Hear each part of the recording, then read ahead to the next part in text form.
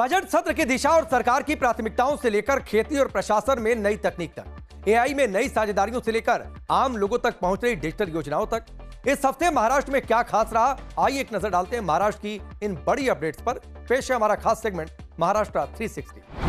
महाराष्ट्र का बजट सत्र शुरू हो गया है और यह 25 मार्च तक चलेगा। इस दौरान अलग अलग विभागों और नीतियों पर विस्तार से चर्चा होगी। मुख्यमंत्री देवेंद्र फडणवीस ने कहा है कि 6 मार्च को पेश होने वाला राज्य का बजट आम लोगों को राहत देने के साथ साथ वित्तीय अनुशासन पर भी बराबर ध्यान देगा। उन्होंने कहा कि पूर्व उप मुख्यमंत्री अजित पवार ने राज्य की वित्तीय व्यवस्था के लिए जो आधार तैयार किया था, उसी दिशा में आगे बढ़ते हुए संतुलित बजट पेश किया जाएगा। उप मुख्यमंत्री सुनेत्रा पवार ने दोहराया कि सरकार समावेशी विकास के लिए प्रतिबद्ध है और राज्य की वित्तीय मजबूती को आगे बढ़ाया जाएगा। वहीं उप मुख्यमंत्री एकनाथ शिंदे ने स्पष्ट किया कि लाड़की बहन योजना जैसी प्रमुख कल्याणकारी योजनाएं आगे भी जारी रहेंगी। 4 हफ्ते तक चलने वाला यह सत्र 25 मार्च तक जारी रहेगा और इस दौरान 15 विधेयक पेश किए जाएंगे।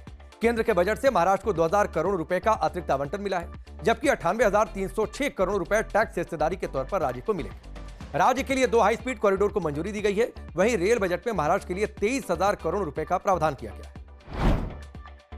मुख्यमंत्री देवेंद्र फडणवीस ने AI for Agri 2026 global conference और इन्वेस्टर समिट का उद्घाटन किया। इस समिट के जरिए महाराष्ट्र ने AI आधारित खेती में खुद को देश के अग्रणी राज्यों में शामिल बताया। यह समिट राज्य की 2025 से 2029 तक की एग्री AI नीति के तहत आयोजित की गई है।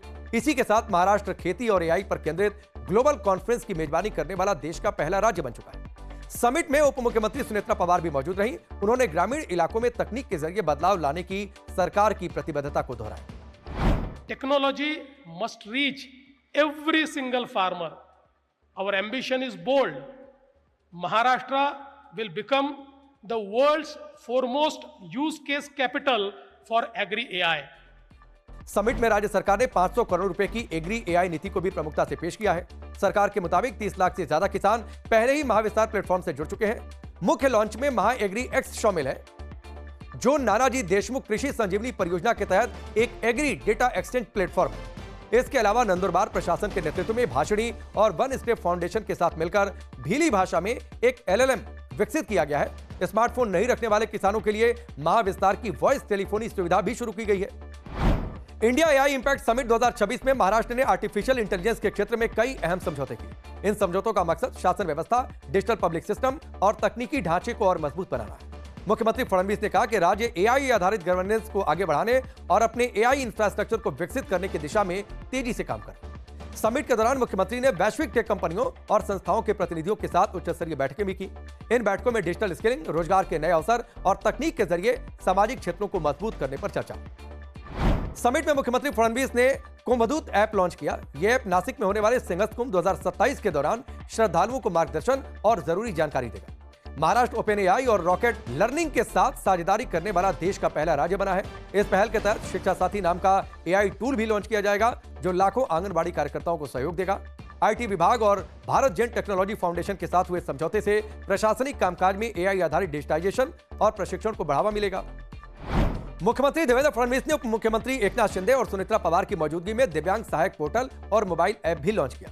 इसका उद्देश्य महाराष्ट्र भर में दिव्यांग जनों तक सरकारी योजनाओं का लाभ आसानी से और समय पर पहुंचाना है। यह पोर्टल सामाजिक न्याय विभाग ने विकसित किया है।